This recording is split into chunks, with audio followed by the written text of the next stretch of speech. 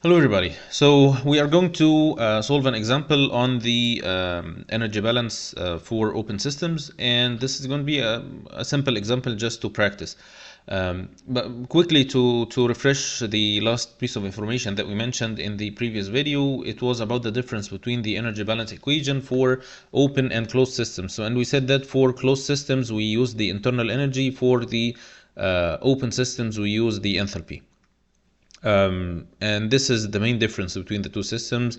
Besides that, we have here flow in and out, which will make it, in most of the cases, flow rate. So it's not just energy, so it's energy per unit time, which is the power. So what we have here is a problem that we want to solve about steam that derives a turbine. So a turbine is a machine or a piece of equipment that we use to generate electricity. This electricity can be generated by turning the blades of a turbine. The blades can be turned by high pressure steam, like in our case. It can be turned by water that falls from high elevation, from a dam, or from a waterfall. It can be from wind. Any turbine works the same way. So you just need a source of energy that is able to rotate the blades of the turbine, and this generates electricity. So we have here steam with a flow rate 500 kilograms per hour that drives the turbine. The steam enters the turbine at 44 atmosphere and 450 degrees Celsius. So these are the information that we know about the turbine. The steam that is fed to the turbine.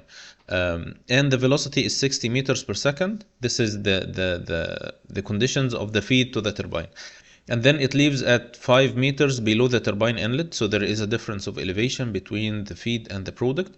And the pressure is atmospheric pressure with velocity 360 meters per second. The turbine, so we know the velocity, we know the difference in elevation, we know the velocity of the feed, we know the pressure of the feed, the pressure of the product, so we know a lot of information.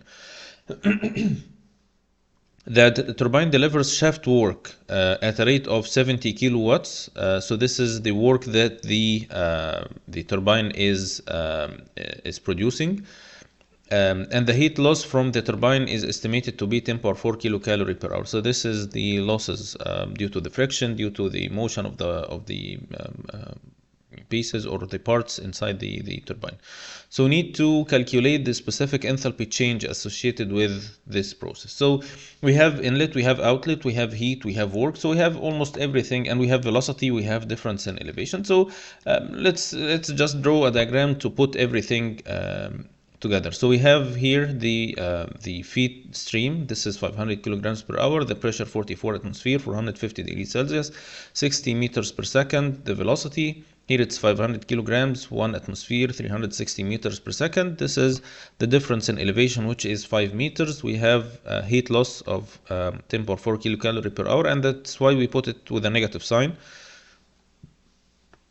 And of course, the turbine it produces shaft work. This is what the turbine is doing. So it produces outside the shaft work. So the turbine is not applying work, we are not applying work on the turbine. The turbine is applying work on the surrounding. So it's delivering work to the surrounding. So this is the shaft work is negative 70 kilowatts. So I put here summary of givens. Of course, the mass in and out are the same because we don't have any reactions. We don't have anything other than steam going in and out.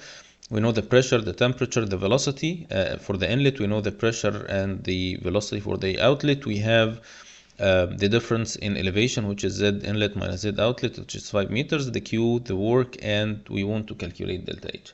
So for a case like this, the only equation that we have is the energy balance equation for open systems. So in this case, we have the equation that we will use, but first there is something we need to adjust, which is the adjustment of units.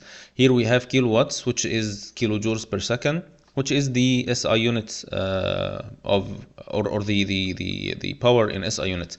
Here we have kilocalorie per hour, which is another unit. They are both part of the same equation, so you need to make sure that the units are the same.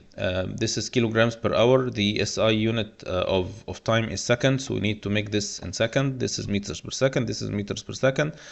The atmosphere needs to be in Pascal if I'm going to use the pressure. So we will see now if you're going to use it or not. So for the mass flow rate, it's 500 kilograms per hour, and then multiplied by hour over 3600 second, which gives us the mass flow rate in kilograms per second. And again, this is something that might be minor, but this is a very basic thing. The adjustment of units is a very critical part of the solution.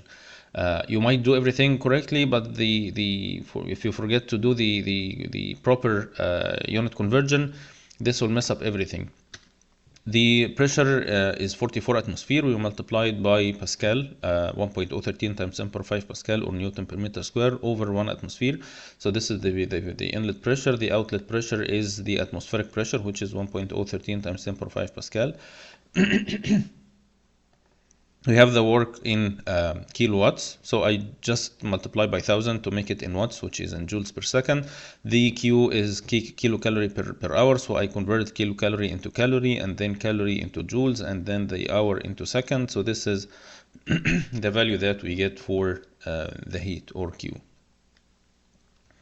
So this is all for unit conversion. So I put here all the units in the proper, or the parameters in the proper units, which will make things more convenient for us to use. So we don't have to look at the old and the new numbers. We have the final numbers here with the proper units, and we can directly use them. So the equation that we have is the energy balance equation for open system, which is this.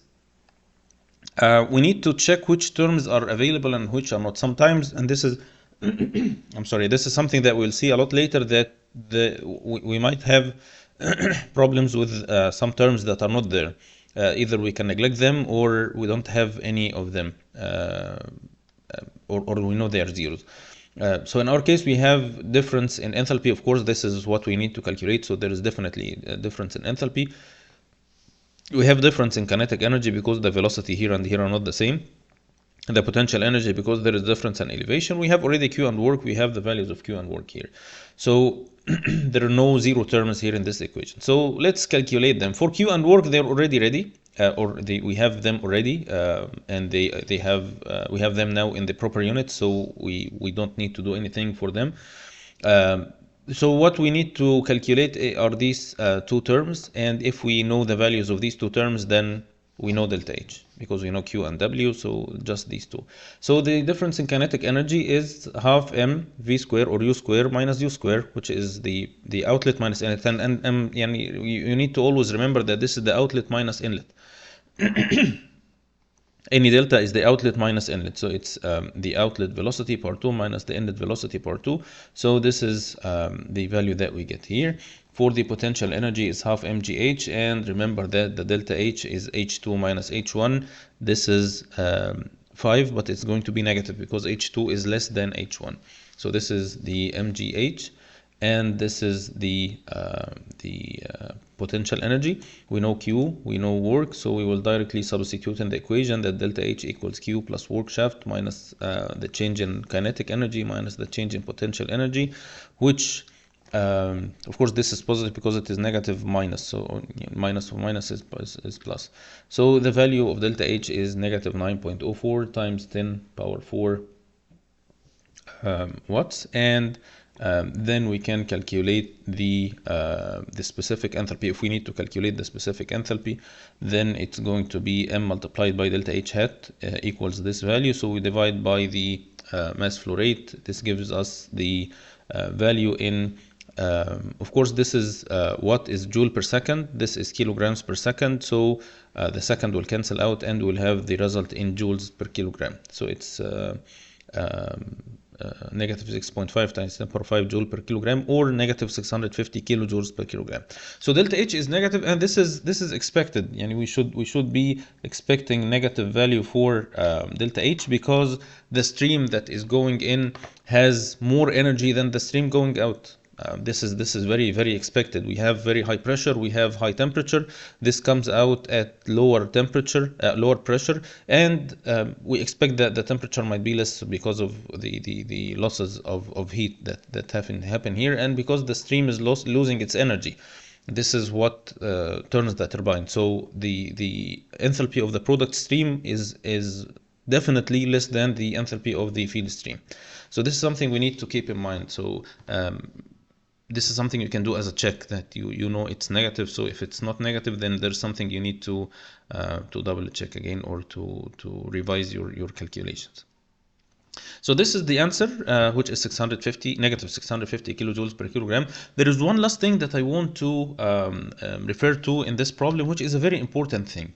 If you compare the numbers that we have here, you would see that we have the enthalpy is the greatest term. This is the biggest value that we have.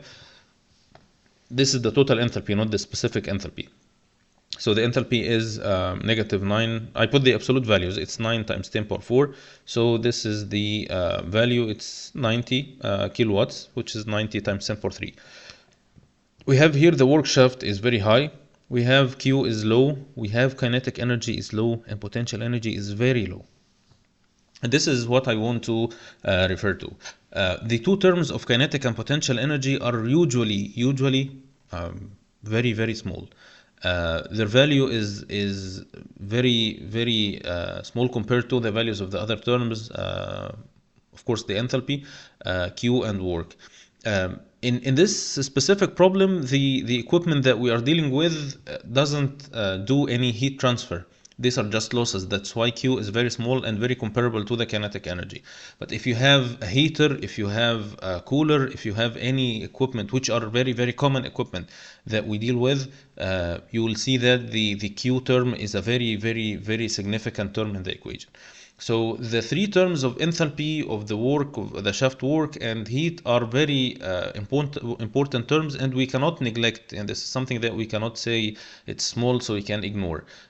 The two terms of kinetic and potential energy are in many cases are very small, either because the difference in elevation is not very big in most of the cases, at least the cases that we deal with here, or because the velocity difference is not significant, so we don't have that much difference in velocity that will create big difference in kinetic energy.